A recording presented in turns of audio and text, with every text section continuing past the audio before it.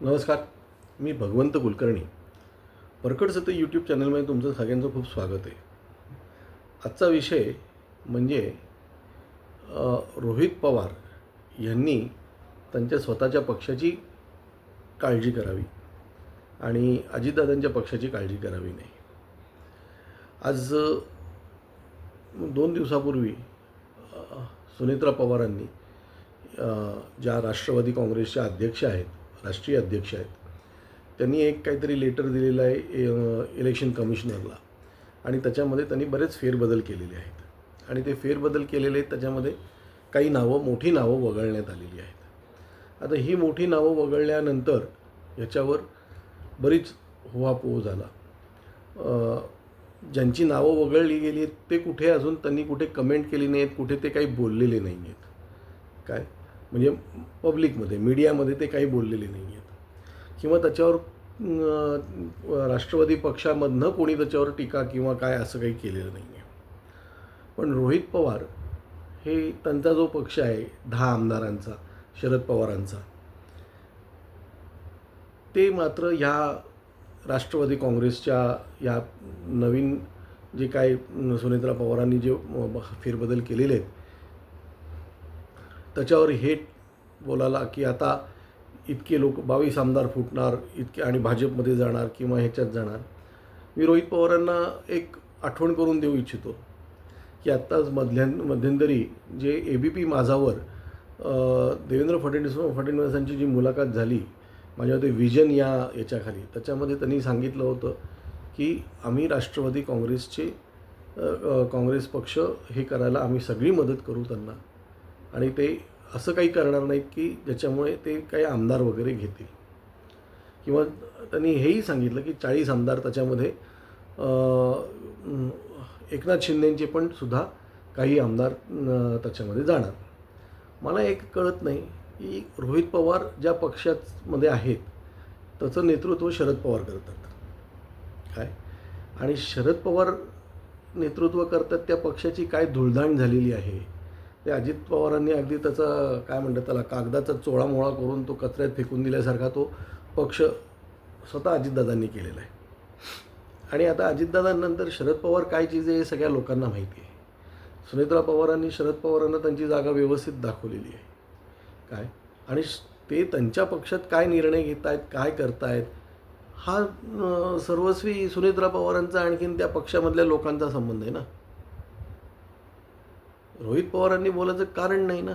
उद्या रोहित पवारांचेच जे काही 7-8 खासदार आहेत शरद पवार गटाचे, ते उद्या जाऊन त्या BJPमध्ये आले नाहीत म्हणजे मिळवली काय, किंवा जे शरद पवारांच्या आयुष्यातलं सगळ्यात मोठं पाप म्हणजे ते उद्धव ठाकरेला मुख्यमंत्री केलं. त्या उद्धव ठाकरेचे पण जे काही हे आहेत काय म्हणतात त्याला खासदार आहेत ते यांना जाऊन मिळाले नाहीत म्हणजे मिळवली. आधी तुम्ही स्वतःच्या पक्षामध्ये तुमच्या लोकांना किती एकजूट ठेवू शकतात. सुनेत्रा वहिनींनी विचारलं होतं का भाजपने विचारलं होतं की यांना इथून तिकडे जाणार का म्हणून. रोहित पवारांनी कशाला हे करावं. उद्या रोहित पवार निवडून येतील की नाही ही शंका आहे. आत्ता कसे आले ते पडता आले, नाही तर रोहित पवार निवडून यायची त्यांची क्षमता नाही. ते निवडून यायची क्षमता नाही. आणखीन आज ह्यांचे मंत्री तिकडे गेले आणि त्यांचे इकडे जाणार आहेत.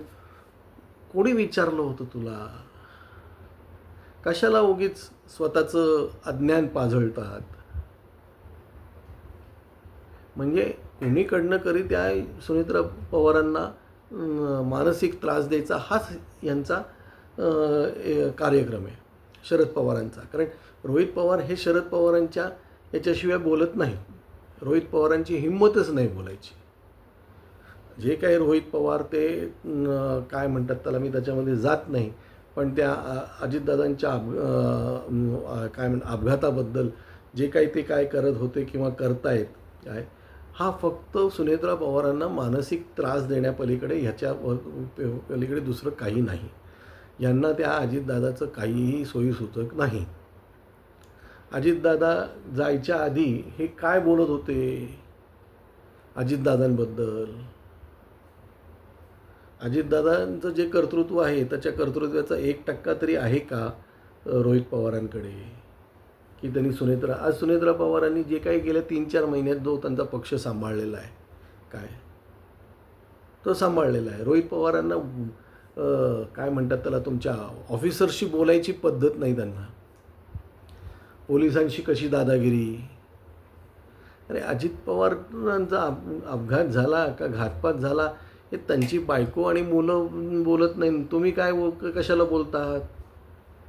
कारण ते तुमच्यामध्ये विलीन, त्यांनी तुम्हाला त्यांच्यामध्ये विलीन करून घेतलं नाही, आणखीन शरद पवारांना त्याचे मुख्य केलं नाही. म्हणून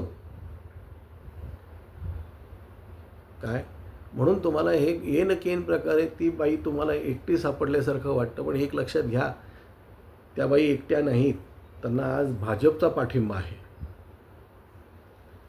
आणि भाजपचा आणि त्या देवेंद्र फडणवीसचा पाठिंबा आहे तो म्हणजे एक मोठा पाषाण असल्यासारखा पाठिंबा आहे. काय तुमचे शरद पवार विरोध पवार त्या बाईंचं वाकडं करू शकत नाहीत. दादा जिवंत असताना दादांना किती क्लेश दिलेत यांनी.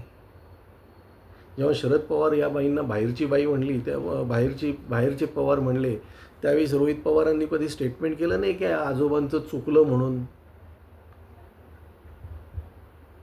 आधी आपण निवडून येतोय की नाही हे बघा.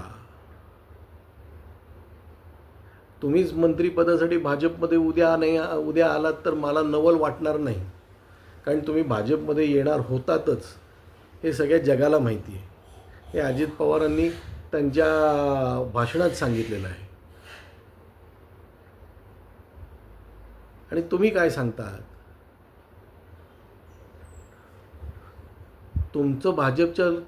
तुमच्या घरातल्या एका मोठ्या व्यक्तीची भाजपच्या किती लोकांची, संघाच्या किती लोकांशी उठबस आहे हे सांगायला मी नको. तुमचे उद्या असं व्हायचं की शरद पवारांबद्दल बरोबर एखाद दुसरा तुमचा आमदार राहायचा, बाकी 7-8 जायचे त्या अजित पवारांकडे किंवा भाजपमध्ये यायचे. आणि तुम्ही शरद पवार, आणखीन तो जो कोण उरला सुरलेला एखाद दुसरा आमदार असेल ते, आणि ती आत्याबाई, हे एवढेच राष्ट्रवादी करत फिरा आणि त्या तुताऱ्या वाजवा. कळलं का? घड्याळ बघायचे दिवस तुमचे संपले. योग्य वेळेस घड्याळ बघितलं असतं तर आज तुतारी वाजवायची वेळ आली नसती. तेव्हा रोहित पवारांनी दुसऱ्याच्या पक्षामध्ये लक्ष घालायचं सोडून द्यावं. ते हारतील पडतील जातील इकडे तिकडे, तुम्ही तुमचे राहा फक्त तिथे.